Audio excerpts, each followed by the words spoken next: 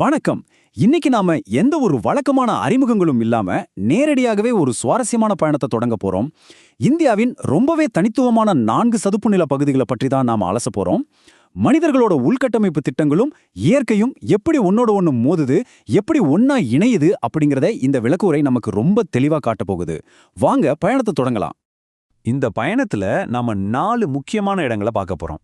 வடக்குல இருக்கிற ஆசான் பாதுகாப்பு காப்பகம், ஷேகாஜில் பறவைகள் சரணாலயம், அப்படியே கிழக்கு பக்கம் வந்து கிழக்கு கல்கத்தா சதுப்பு நிலங்கள், அப்புறம் பிரம்மாண்டமான சுந்தரவன சதுப்பு நிலம்.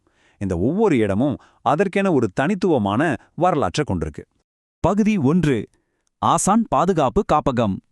வட இந்தியாவில் இருக்கிற இந்த முதல் இடத்திலிருந்து நம்ம பயணத்தை தொடங்குவோம். மனிதர்களோட ஒரு செயல் எப்படி தற்செயலா ஒரு அருமையான இயற்கை சரணாலயத்தை உருவாக்கும் அப்படிங்கிறதுக்கு இது ஒரு சிறந்த உதாரணம். உத்தரகாண்ட் மாநிலம் டேராடூன் மாவட்டத்தில் இருக்கிற இந்த ஆசான் காப்பகம் சுமார் 444 ஹெக்டேர் பரப்பளவு கொண்டது. 2020 தான் இதுக்கு அதிகாரப்பூர்வமா பாதுகாக்கப்பட்ட இடம்னு அங்கீகாரம் கிடைச்சது. ஆனா இதோட உண்மையான வரலாறு பல வருஷங்களுக்கு முன்னாடியே ஆரம்பிச்சிருச்சு. அது எப்படின்னு தெரியுமா? இதுல ரொம்ப சுவாரஸ்யமான விஷயம் இதோட காலக்கோடு தான். 1967ல ஆசான் தடுப்பணை கட்டப்பட்டப்போ அந்த அணை சுவருக்கு மேல நிறைய வண்டல் மண் படிஞ்சது.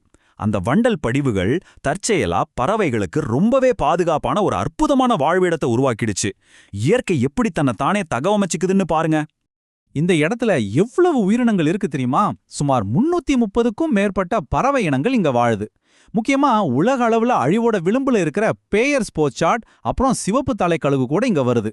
அது மட்டும் இல்லாம புடிடோர் மசீர் அப்படிங்கிற அழிந்து வரும் மீனினம் உட்பட 49 வகையான மீன்கள் இங்க முட்டையிட்டு இனப்பெருக்கம் செய்ய இந்த பாதுகாப்பான இடத்தை தேடி வருது. சோ இதிலிருந்து நாம புரிஞ்சுக்க வேண்டிய விஷயம் என்னன்னா, ஆசான் அப்படிங்கிறது தற்செயலா உருவான ஒரு சரணாலயம் மட்டும் கிடையாது. இது ஒரு பக்கம் மின்சாரத்தை உற்பத்தி செஞ்சுக்கிட்டு இன்னொரு பக்கம் அந்த பகுதியோட நீரியல் சுழற்சியையும் ரொம்ப சரியா பராமரிக்குது. மனித உள்கட்டமைப்பும் சுற்றுச்சூழலும் ஒன்னா சேர்ந்து வேலை செய்யற ஒரு சூப்பர் இடம் அது. பகுதி 2, ஷேகாஜில் பறவைகள் சரணாலயம். நம்ம 2வது இடத்துக்கு வருவோம். இது ரொம்ப சின்னது, ஆனா வலசை போற பறவைகளுக்கு இது ஒரு முக்கியமான பிட் ஸ்டாப், அதாவது தற்காலிகமா தங்கி ஓய்வெடுக்கும் இடம்னு சொல்லலாம். உத்தரப்பிரதேச மாநிலம் அலிகார்ல இருக்கிற இந்த ஷேகாஜில் ஏப்ரல் 2026ல சர்வதேச அங்கீகாரம் பெறுது. மேல் கங்கை சமவெளியில இருக்கிற இதோட பரப்பளவு வெறும் 40 ஹெக்டேர் மட்டும்தான். ஆனா இதோட சுற்றுச்சூழல் முக்கியத்துவம் நம்ப முடியாத அளவுக்கு பெருசு. ஆசான் காப்பகம் மாதிரியே இதுவும் இயற்கையா உருவான ஏரி கிடையாது. 1852ல மேல் கங்கை கால்வாய் கட்டினப்போ உருவானதுதான் இந்த இடம். மனிதர்கள் உருவாக்குற திட்டங்கள் எப்படி ஒரு இயற்கையான பாதுகாப்பகமா மாறும் அப்படிங்கிறதுக்கு இதுவும் ஒரு நல்ல சாட்சி. கொஞ்சம் கற்பனை செஞ்சு பாருங்க. பல ஆயிரம் மைல்கள் தாண்டி மத்திய ஆசிய வலசை பாதையில வர்ற பறவைகளுக்கு இந்த இடம் எவ்வளவு முக்கியம்னு. குளிர்காலத்துல மட்டும் இந்த சின்ன ஏரியால 20,000க்கும் அதிகமான நீர்ப்பறவைகள் தங்கி ஓய்வெடுக்குது.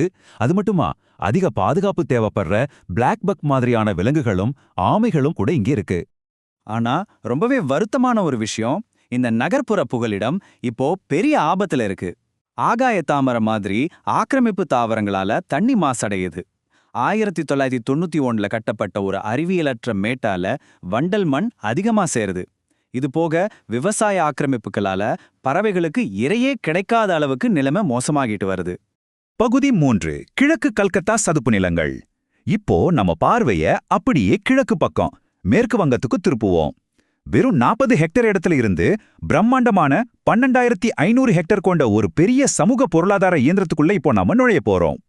2002ல அங்கீகாரம் பெற்ற இந்த கிழக்கு கல்கத்தா சதுப்பு நிலங்கள் உலக புகழ்பெற்ற ஒரு பல்நோக்கு அமைப்பு. யோசிச்சு பாருங்க, கொல்கத்தா மாதிரி ஒரு பெரிய நகரத்தோட கழிவு நீரை சுத்திகரிக்க பல கோடிகள் செலவாகும். ஆனா அந்த முழு வேலையையும் இந்த இயற்கை அமைப்பு இலவசமாவே செஞ்சு முடிச்சிடுது. இங்க ஒரு நேரடி ஒப்பீட்டை நாம கவனிக்கணும். பெரிய பெரிய இயந்திரங்களை வச்சு சுத்திகரிக்கிறதுக்கு பதிலா இங்க இருக்கிற உள்ளூர் மக்கள் சுமார் 4000 ஹெக்டேர் அளவிலான மீன் குளங்களை ஒரு சூரிய உலையா பயன்படுத்துறாங்க. ஆமாங்க, சூரிய ஒளி மூலமா கழிவு நீர் இயற்கையாவே சுத்திகரிக்கப்படுது. இது நிஜமாவே ஒரு ஆச்சரியமான விஷயம் தானே? இதோட உற்பத்தியை கேட்டா கண்டிப்பா நீங்க மலைச்சு போயிடுவீங்க. இந்த இயற்கையான உயிர்வேதியியல் சுழற்சி மூலமா வருஷத்துக்கு 10,500 டன் மீன்களும் தினமும் 150 டன் காய்கறிகளும் இங்க உற்பத்தியாகுது. சுமார் 50,000 மக்களோட வாழ்வாதாரத்தை இது நேரடியாவே காப்பாத்துது. இது வெறும் சுற்றுச்சூழல் இல்ல, ஒரு நகரத்தோட உணவு பாதுகாப்பையே தாங்கி பிடிக்குது. ஆனா இவ்வளவு அற்புதமான இந்த அமைப்புக்கும் ஒரு பெரிய அச்சுறுத்தல் வந்திருக்கு.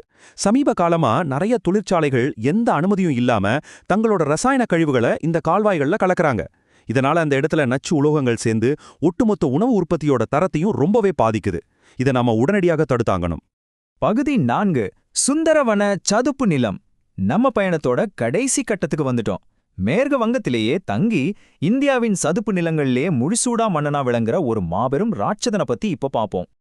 கங்கை மற்றும் பிரம்மபுத்திரா நதிகளோட டெல்டா பகுதியில் அமைஞ்சிருக்கிற அந்த பிரம்மாண்டமான இடம் 2019 தான் அதிகாரப்பூர்வமா அங்கீகரிக்கப்பட்டுச்சு. உலகத்திலேயே மிகப்பெரிய மேங்க்ரோவ் காடுகள், அதாவது அலையாத்தி காடுகள் இங்க தான் இருக்கு. இதோட அளவை நாம புரிஞ்சுக்கணும்னா, இந்த ஒரு சதுப்பு நிலம் மட்டும் சுமார் 4,23,000 ஹெக்டேர் பரப்பளவு கொண்டது. மற்ற எல்லா இடங்களையும் விட இது பல மடங்கு பெருசு. இந்தியாவோட மிகப்பெரிய ராம்சர் தளம் இதுதான். சுந்தரவனத்தோட தனித்துவம் ரொம்பவே ஸ்பெஷல். இந்தியால இருக்கிற மொத்த மேங்க்ரோவ் மரங்கள்ல 60% இங்க தான் இருக்கு. அப்புறம் உலகத்திலேயே ராயல் பெங்கால் புலிகள் வாழ்ற ஒரே மேங்க்ரோவ் காடு இது மட்டும்தான். இங்க இருக்கிற புலிகள் தண்ணியில பல கிலோமீட்டர் நீந்தி போய் வேட்டையாடும். இது கூடவே அழியிற நிலைமையில இருக்கிற வடக்கு நதி ஆமைகளும் ஐராவதி டால்பின்களும் கூட இங்க சுதந்திரமா வாழுது. பல்லுயிர் பெருக்கம் மட்டும் இல்லாம நாம தெரிஞ்சுக்க வேண்டிய முக்கியமான விஷயம் என்னன்னா, இந்த அடர்ந்த காடுகள் ஒரு மாபெரும் உயிரியல் கவசமா செயல்படுது. பெரிய பெரிய அழிவுகரமான சூறாவளிகள், கடல் சீற்றங்கள்ல இருந்து கொல்கத்தாவையும் அதை சுத்தி இருக்கிற உள்நாடுகளையும் காப்பாத்துறதே இந்த காடுகள் தான். அது மட்டுமா, கிழக்கு கடற்கரையோட ஒட்டுமொத்த மீன்வளத்துக்கும் இது ஒரு நர்சரியாகவே செயல்படுது. இன்னைக்கு நாம பார்த்த விஷயங்களை கொஞ்சம் யோசிச்சு பாருங்க. மனிதர்களோட செயல்பாடுகள் தற்செயலா ஆசாங், ஷேக் ஆஜியில் மாதிரி புகழிடங்களை உருவாக்குச்சு. கொல்கத்தா நகரம் தனது சதுப்பு நிலங்களை ரொம்ப திட்டமிட்டு சரியா பயன்படுத்துது. சுந்தரவனம் ஒரு பெரிய கவசமா இருக்குது. அப்போ மனிதர்களான நாம இந்த சுற்றுச்சூழல் பொக்கிஷங்களோட ஒன்றிணைந்து வாழும் வகையில நம்ம எதிர்கால உள்கட்டமைப்பை ஏன் திட்டமிட்டு வடிவமைக்க கூடாது? இது சாத்தியம்தானே? கண்டிப்பா இதை பத்தி சிந்திச்சு பாருங்க. இந்த விளக்க உரை உங்களுக்கு புதிய பல ஆச்சரியங்களை தந்திருக்கும்னு நம்புறேன்.